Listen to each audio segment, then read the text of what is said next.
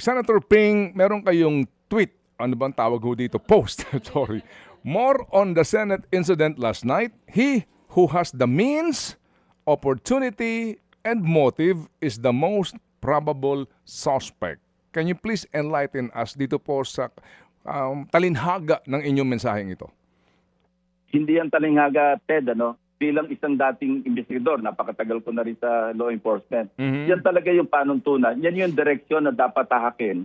Pag ikaw ay nag-iimbestiga, lalo pa nga nag-i-start ka sa zero, wala kang information whatsoever. Ang Biblia namin dyan, alamin mo kagad sino ba yung may means of capability na magtagawa ng krimen. Sino ba yung may opportunity. Ibig sabihin, may nag-arise yung opportunity.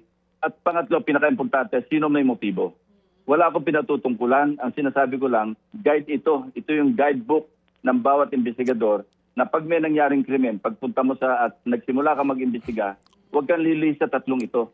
He who has the means or capability, the opportunity, and motive. Hindi ka maliligaw, Ted. You will be guided properly. Opo, kaya ko po nabanggit nga yung katagang talinhaga para bagang alam niyo ho yun, yung wisdom behind this kung bakit po ninyo nasabi kasi means, opportunity, and motive.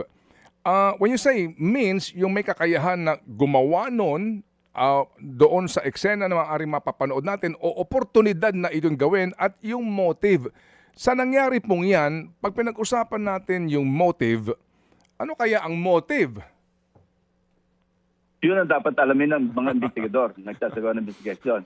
Hindi ako nagpipinpoint kung sino yung merong means, merong opportunity, at merong motibo. Sa akin yan, guidebook na yan eh. Para bang, dahil yan ang aking experience, yan ang aking school of thought na natutunan sa mahabang panahon ko sa law enforcement.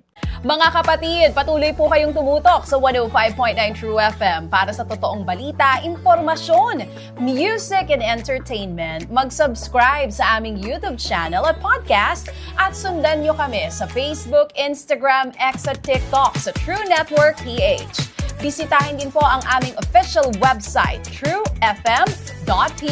At panoorin din kami sa True TV Signal, Channel 19. Kami po ang 105.9 True FM.